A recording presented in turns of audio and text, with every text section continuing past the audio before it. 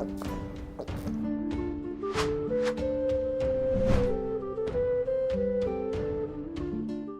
Moin, hallo und herzlich willkommen zu einem neuen Video hier auf meinem Kanal. Heute gibt es hier eine Runde Shakes and Fidget. Wir befinden uns heute wieder auf dem Beta-Server und ich hatte mir gedacht, da ich jetzt nur ein Video gebracht hatte zum Necromancer, fand ich das ein bisschen wenig. Vor allen Dingen wollte ich beim letzten Video dazu noch in die Dungeons reingehen und habe es dann nachher komplett vergessen gehabt. Deswegen werden wir heute mit dem Necromancer komplett mal in den Dungeons pushen, mal gucken, was da so geht, uns sehr spannende, knappe Fights anschauen. Wir werden da auf jeden Fall reinpilzen. Dazu equippen wir auch unsere PvE-Waffe, die mit der höheren Spanne auf jeden Fall. Und werden mal gucken. Verbesserungen sollten wir, glaube ich, alle drauf haben, zumindest die relevanten, hier das Schwert und den Handschuh. Der Rest ist jetzt für unser Vorhaben jetzt erstmal nicht weiter relevant. Und deswegen, gucken wir mal zuerst hier rein. Mal schauen, wir fangen hier direkt mit unserem Crit an. Übrigens, so ein kleines Update, so eine kleine Meinung von mir dazu, wie jetzt momentan zum aktuellen Stand der Necromancer ist. Und auch von vielen anderen hat man das schon gehört und auch gelesen in den Kommentaren. Er ist, so wie er jetzt ist, im Moment viel zu schwach. Also vom Prinzip her, vom Grundaufbau her, von der Idee auf jeden Fall ziemlich nice. Natürlich hat ja auch die Community entworfen, die Vorschläge. Ne? Das ist ja die erste Klasse, die jetzt zusammen mit der Community so entstanden ist. Also das ist euer Werk hier, was ihr hier erschaffen habt und kreiert habt. Nur ans Balancing.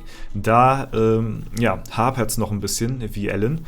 Und da muss noch ein bisschen was angepasst werden. Im Moment ist es so, dass der Necromancer ähnlich ist wie ein Magier. Also er ist quasi so ähnlich wie ein Magier zu vergleichen, von der HP her, vom Schaden her, was ja jetzt nicht unbedingt schlecht ist, von der Rüstung hat er auch bis zu 10% nur, das ist auch Magier ähnlich.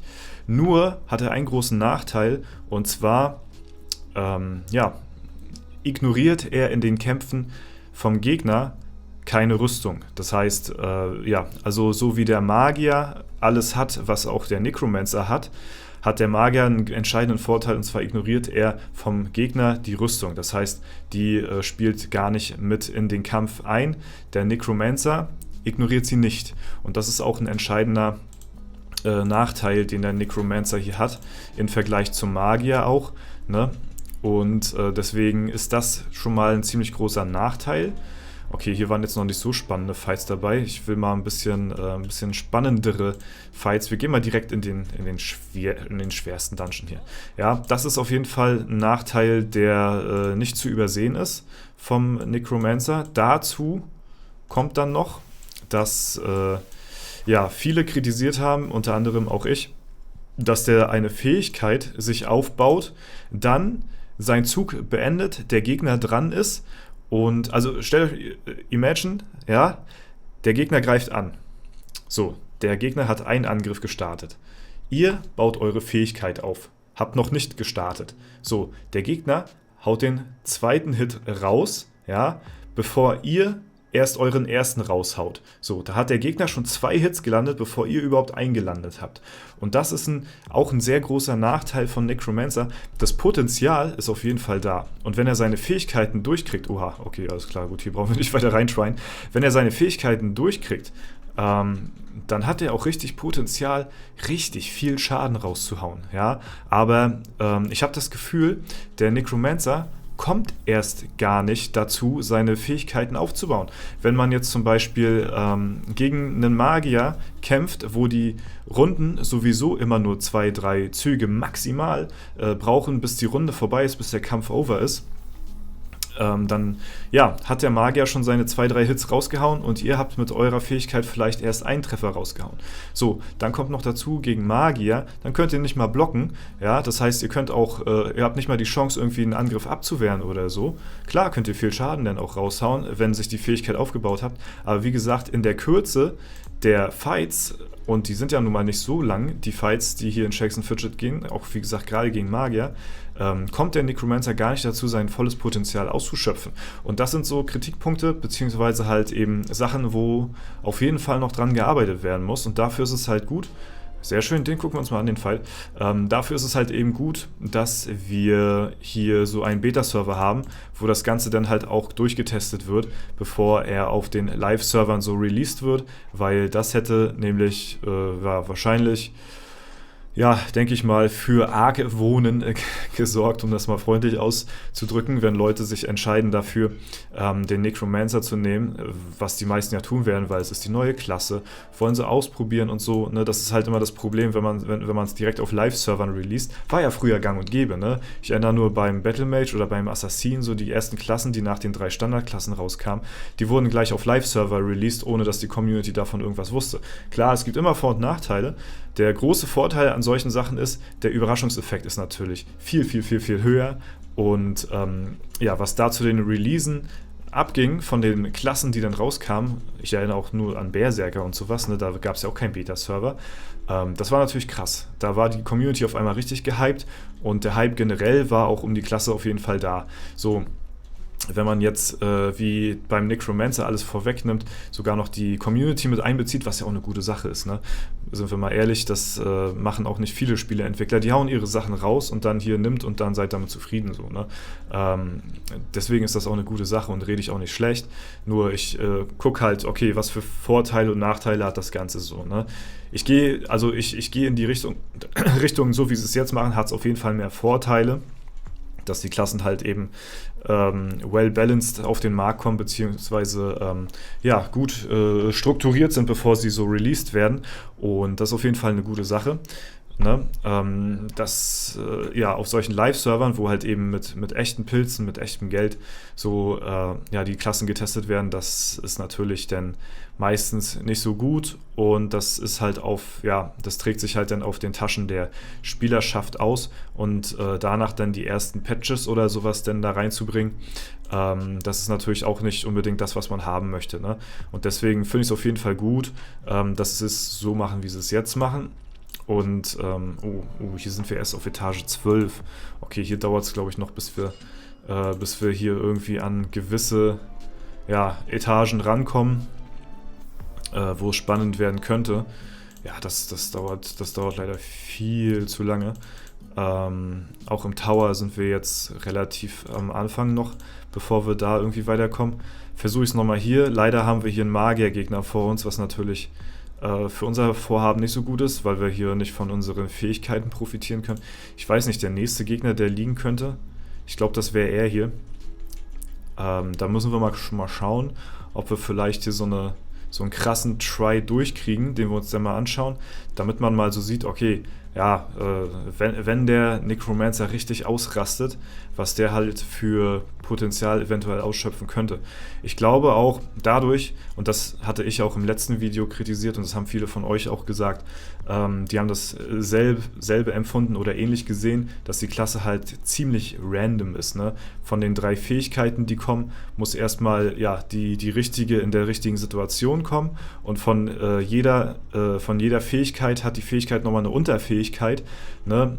Die Skelette können sich reviven bis 2-mal, das Meat-Schild hat eine Block-Chance, ne, die nicht kommen muss und beim Hound kann es critten, muss es auch nicht.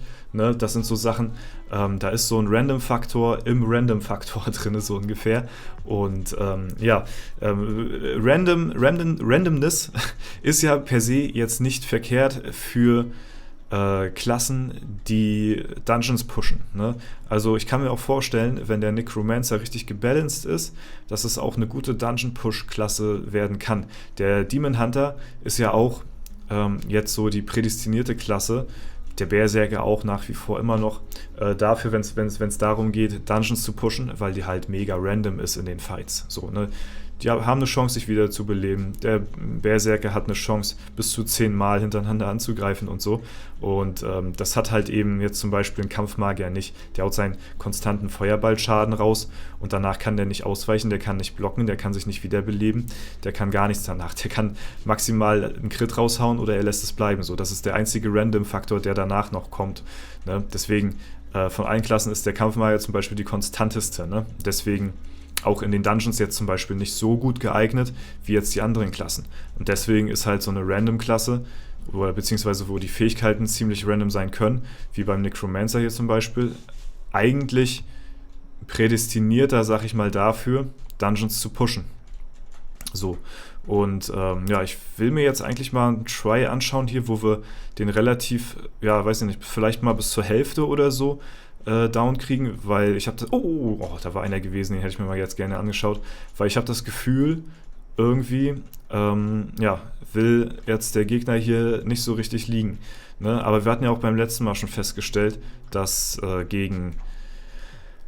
es sieht gegen Kundschafter oder gegen Klassen, die ausweichen können, sieht es auch ziemlich mager aus, weil, ja, dann kommt eine von den 3, das war ein guter Fight, dann kommt eine von den 3 Fähigkeiten, ich glaube, das war der beste Versuch heute, dann kommt eine von den 3 Fähigkeiten, dann muss die auch noch irgendwie musst du Glück haben und dass du die durchkriegst, ne, dass sie den Gegner trifft. Und dann lass das mal ein Kundschafter sein, der ausweicht. So. Und dann stehst du aber blöd da, wenn der dann auf einmal dann ausweicht. Ne? Ja, dann hast du schon verschissen. Vor allen Dingen, weil du halt so lange brauchst, um deine Fähigkeiten aufzubauen mit der Klasse. Und das halt eben bis dahin der Fight schon vorbei ist. So, ne? Das ist ein riesen Nachteil gegen Kundschafter. Gegen Magier ist es genauso vom Nachteil, die Klasse. Im Moment zumindest. Ne? Wie gesagt, wir befinden uns ja auf dem Beta-Server. Weil der Magier auch einfach die Fähigkeiten von der Klasse halt eben ignoriert. Ach, das war auch in der Schattenwelt. Ich dachte, wir befinden uns die ganze Zeit in der Lichtwelt. Wer hat denn hier am meisten gedeichselt? Okay, wir haben tatsächlich viel dazu beigetragen. Okay, jetzt bin ich mal gespannt. Oh mein Gott, Digga. Oh. Digga, was ist das denn? Okay, dann haben wir... Okay, das war jetzt ein Glücksfall im Glücksfall. Also wir haben jetzt den Glücksfall zum Beispiel gehabt, dass wir den Hound erwischt haben. Ja, der jetzt viel Schaden rausgehauen hat. So, dann war das von der einen Sache, die wir jetzt gehittet haben, war es jetzt wahrscheinlich der Damage-Faktor plus 75, gehen wir von aus, so viel Schaden, wie das jetzt gewesen ist. Oder halt eben der Crit-Damage-Bonus plus 50%. Also wie das Ganze hier genau skaliert, das kann ich euch zu 100%ig gar nicht sagen. Aber der Damage, ne, das meine ich halt. Der Damage ist enorm. Also das ist krass. Aber was halt eben, ne, also man bedenke, wie viel Leben er hat. Aber ja, die Klasse hält halt auch einfach gar nichts aus. So, das ist das Ding. Die wird ein bisschen tanky, wenn man jetzt zum Beispiel den Meat-Schild irgendwie mal hitten würde, wenn man den aktiviert kriegt. Aber das ist dann auch so das Einzige, was so defense-mäßig die Klasse zu bieten hat. Okay, war der Gegner jetzt unglaublich schwach oder war das jetzt einfach nur so ein mega lucky try? Wir schauen mal. Okay, also der haut viel, oh mein Gott, der haut viel Schaden raus. Aber wir auch. Wir hauen auch viel Schaden raus und wir blocken halt, ne? Ich denke mal, ja, gegen bestimmte Gegnertypen in bestimmten Situationen ist die ein oder andere Fähigkeit besser. Da denke ich jetzt nur mal an den YouTuber-Dungeon, wo die Gegner extrem wenig Leben haben, aber extrem viel Schaden raushauen. So, da ist es vielleicht besser, jetzt zum Beispiel gegen Magier, direkt so einen Crit-Treffer mit dem Hound rauszuhauen, als das Meat-Schild zu aktivieren. Gut, gegen Magier ist es sowieso so oder so egal, ne? Aber das wäre dann zum Beispiel in der Situation dann besser. Muss jetzt auch nicht unbedingt Magier sein, weil die haben ja alle wenig Leben so, ne? Und dass da dann halt der Crit-Treffer durchkommt und die dann eventuell sogar, vielleicht der ein oder andere One-Hit ist, ne? Ja. Okay, in der Lichtwelt sieht es halt ziemlich düster aus hier, muss ich mal so sagen, ne? Und das in der Lichtwelt sieht es düster aus. Man hätte gedacht, in der Schattenwelt sieht es düster aus, aber in der Lichtwelt sieht es auch düster aus. Okay, hier haben wir einen Gegner, der anscheinend Potenzial hat. Oder wir haben 2 mega krasse Lucky Tries rausgehauen, weil wir hatten den jetzt zweimal auf ein Viertel Leben runter. Aber ihr seht schon, wie random das Ganze ist hier, ne? Okay, wir gucken uns mal den Fight an. Weil die Standard-Tries, die sehen nicht so gut aus tatsächlich. Wir hauen auch nicht viel Schaden raus, muss ich sagen.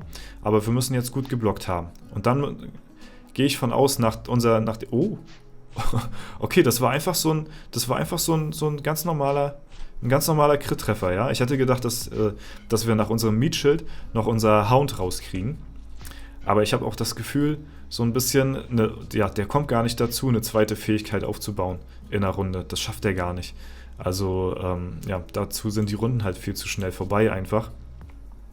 Und, deswegen wird wahrscheinlich dann das Meatschild sein und danach ist halt ein Feierabend. Waren wir in dem Dungeon jetzt hier? Achso, ja stimmt, wir waren in den, aber den haben wir jetzt nicht down bekommen. Okay, wir gucken mal, vielleicht, also den sollten wir down kriegen. Jetzt ist halt eben das Ding, von den 3 Fähigkeiten brauchen wir höchstwahrscheinlich jetzt das Meatschild am ehesten. Und dann, also da erstmal müssen wir hinkommen, das bekommen. Und dann müssen wir halt auch den perfekten Try haben, dass wir halt eben 3-mal blocken, dann auch 3-mal critten. Potenzial wird wahrscheinlich da sein zum Dungeon pushen mit der Klasse. Aber ich glaube, die wird auch ziemlich teuer werden. So, weil man halt eben die perfekte Situation braucht. Und die so heraufzuforcen, ist halt auch ziemlich teuer. Ja. Ja, naja, also es bleibt auf jeden Fall abzuwarten. Wie gesagt, es ist alles noch in der Beta-Phase hier. Es wird noch dran gedeichselt, geschraubt und gewerkelt. Ne?